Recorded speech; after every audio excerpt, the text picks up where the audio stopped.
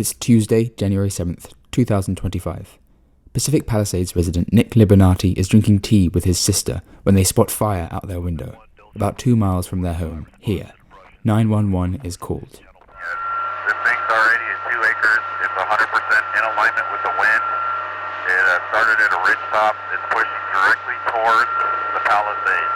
This has the potential for 200 acres in the next 20 minutes. The fire department prepares for a crisis, setting the staging area here, where equipment and personnel will gather to respond to an emergency scene.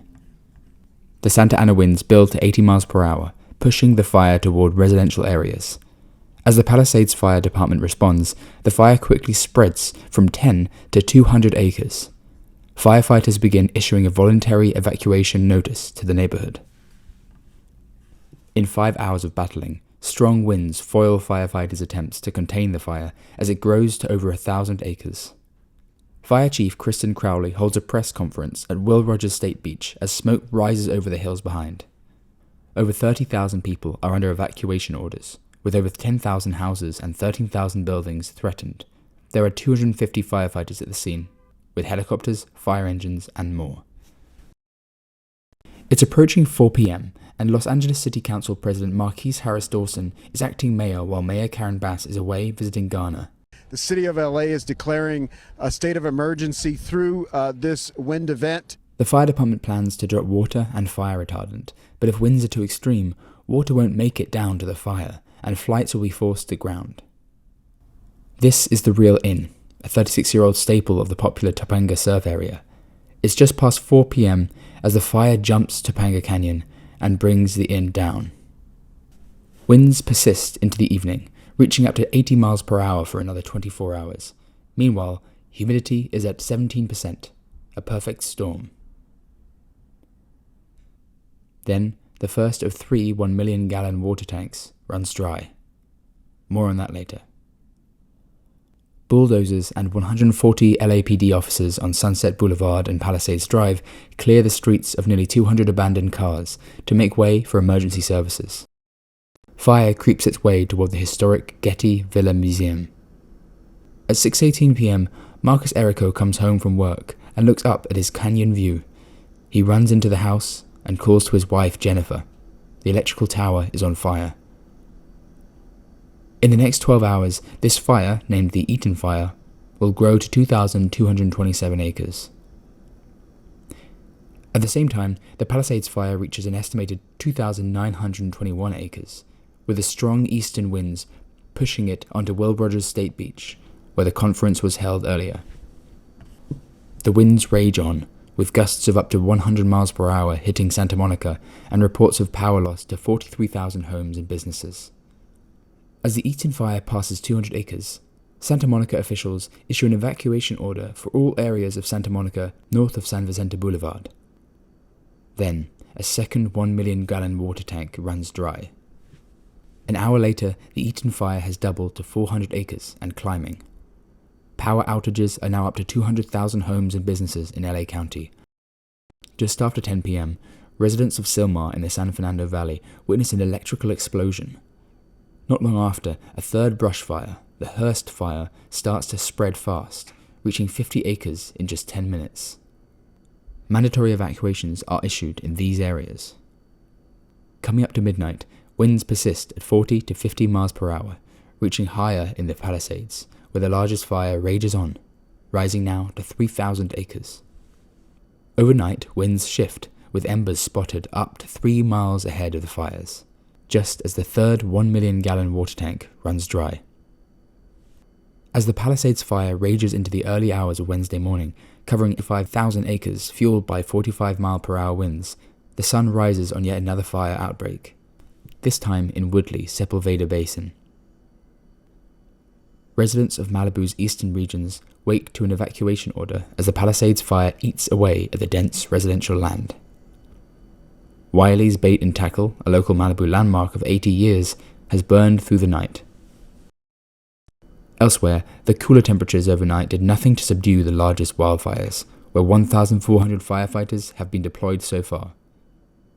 Way up in Olivas, near the Santa Clara River bottom, where a known unhoused population lives, a new small brush fire grows quickly.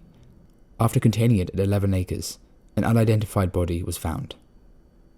Meanwhile, in a press conference, LA County Fire Chief Anthony Maroney reports 2 people dead and multiple injured from the Eaton fire that's covered 2,227 acres and destroyed 100 structures. 0% containment. The Palisades continues to burn at 5,000 acres, with around 1,000 structures destroyed. 3,000 residents are evacuating the Hearst fire, which has spread to 500 acres. Janice Quinones, CEO and Chief Engineer for LA Department of Water and Power, says the 3 large water tanks that ran dry couldn't be filled fast enough for firefighters to continue using them. 4 times the normal demand was seen for 15 hours straight, which lowered our water pressure. Captain Eric Scott says they had been filled before the Palisades fire started. What's the problem? Do you have enough water? Well, we did experience some challenges with water pressure while battling the Pacific Palisades fire, particularly yesterday. We worked real closely with the Department of Water and Power, and they did proactively fill all of the available water storage tanks. But the problem is the water availability was impacted at the higher elevations. The pressure wasn't quite what we needed, and so it affected some fire hydrants. 20 water tanks are then sent from construction crews to firefighters to continue fighting all fires. President-elect Donald Trump points a finger of blame at California Governor Gavin Newsom's handling of the wildfires, suggesting mismanagement and poor preparation. With the major blazes burning at alarming rates, 400,000 residents of Southern California are now without power. By midday, Palisades fire continues to expand, 3 football fields every minute. Officials extend evacuation orders to residents of Santa Monica living north of San Vicente Boulevard. By 12:11, all of Malibu is under evacuation orders, while the Palisades fire refuses to be contained, pushing past 11,000 acres by 12:30 p.m. The Hearst fire has grown to 700 acres, but the fight against the Woodley fire brings the acreage down from 75 to 35. But the Palisades fire burns on, growing to 15,000 acres. Another fire breaks out in Soledad Canyon Road in Acton, named the Lydia Fire. It grows to 50 acres in its first hour. Not long after, the Lydia Fire grows to 348 acres with 60% containment. Evacuation orders are issued for areas near Acton. So far, 100,000 people have been evacuated, and 5 people have been reported killed by the growing fires. This will be corrected to 3 later. As 750 firefighters now battle the Eaton fire, Pasadena Fire Chief Chad Augustin briefs the press on the very erratic winds abruptly shifting direction at 2 a.m. last night. While the Hearst fire rises to 700 acres, 1,792 firefighters continue to fight the Pasadena fire. And by 5:30, a new fire begins, this time in the celebrity-filled neighborhood of Hollywood Hills, home to the Hollywood sign. With more than 311,000 LA homes powerless, the Palisades fire approaches 16,000 acres as Eaton passes 10,000. So far, a total of 7 fires are currently being battled. As the sun sets on the second day of wildfires, the first estimations of damages are between $52 and $57 billion.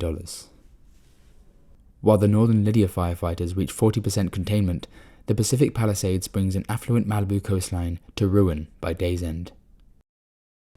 And it doesn't stop there. A steady wind brings the Palisades fire out to 17,200 acres, and Hearst up to 855. Meanwhile, the relatively timid Hollywood Hills Sunset fire covers 43 acres in the least dense residential area of the city. Lower temperatures have aided the fire department in containing both the Woodley and Olivas fires 100%. As winds calm to around 3 miles per hour overnight, it won't last long. Weather reports expect 40-mile-per-hour winds throughout this third day, with humidity stagnant at 25%. A red flag warning, the signal for fire danger, is still very much in force. As dawn breaks, daylight reveals the reality of the damage to the people of Los Angeles. The combined wildfires have burned over 29,000 acres and taken 3 lives, with more to be expected. With 100% containment imminent, residents of Hollywood Hills are relieved of evacuation orders, while celebrity residents on the coast wake to bad news. Paris Hilton watches her Pacific Coast Highway rental home burn down on ABC 7 News. What are you seeing in that area? Officials have given evacuation orders now to nearly 180,000 LA residents, urging 4.7% of the city out of its danger zones. FEMA prepares to provide additional resources to help individuals and businesses recover after these fires subside. With containment stuck at 0% for both the largest fires, Palisades Charter High School, the famous location for films like Carrie and Freaky Friday, is engulfed as fire crews remain desperately short of water. Our first confirmed death from the Palisades fire. I would be surprised if my home is still there. After Governor Newsom asks Biden to increase federal funding from 75% to 90%, Biden responds by increasing funding to 100% of relief costs for the next 180 days. The Palisades fire is up to 20,000 acres, destroying 5,300 structures, homes, and businesses. LA County Sheriff Robert Luna reports so far 20 people have been arrested for looting, and Fire Chief Maroney estimates nearly 14,000 acres lost to the Eaton fire as it makes its way toward the Mount Wilson area. Not long later, a new brush fire north of Calabasas in the Woodland Hills area begins to spread, pushing its way through the uninhabited brush toward the Ventura Freeway. To add to the chaos, LAPD receives a call about a possible arson suspect in Woodland Hills. The suspect appears to be carrying a blowtorch when a resident confronts him, holding him until police arrive to place him in custody at Topanga Station. In a press briefing, LA Fire Department Chief Kristen Crowley confirms 2 fatalities in the Palisades fire, while the Kenneth fire has now reached 800 acres. While Eaton's blaze has grown, destroying at least 5,000 structures, firefighters in Pacific Palisades finally begin to have a handle on the spread at 6% contained, albeit just for now. Meanwhile, cost estimates triple to $150 billion. Let's look at the statuses of each wildfire as we enter the third night. The Palisades fire, 20,000 acres, 6% contained. The Eaton fire, 14,000 acres, 0% contained. The Kenneth fire, 960 acres, 0% contained. The Hearst fire, 700 acres, 10% contained. And the Lydia fire, 400 acres, 60% contained. The Hollywood Hills Sunset fire is officially 100% contained. Adding to the personnel helping to slow the spread are nearly 800 incarcerated individuals, participating in a voluntary CDCR fire camp program. They earned between $5.80 and $10.24 per day, plus $1 an hour for active emergencies like this one. At 9:16 p.m., the total death toll now rises to 10. As firefighting aircrafts work through the night to drop as much as 1,600 gallons of water at once, a super scooper is struck through its wing by a drone, forcing it to land. Drone flights around firefighting efforts is a federal crime, punishable by up to a year in prison or $75,000 in fines. Reaching the end of a brutal 3-day battle against high dry winds and destructive blazes, let's look at the fires raging on. The Palisades fire is holding at 20,000 acres with 6% containment. The second largest, Eaton fire, holds steady at 14,000 acres, 0% contained. The Kenneth remains 960 acres, but firefighters have it 35% contained. As for Hearst and Lydia, 800 acres, 37% contained, and 400 acres, 75% contained respectively. Thanks for watching. Follow the Daily Mail for extensive coverage on this story and others, and subscribe to this channel for more shows like this one.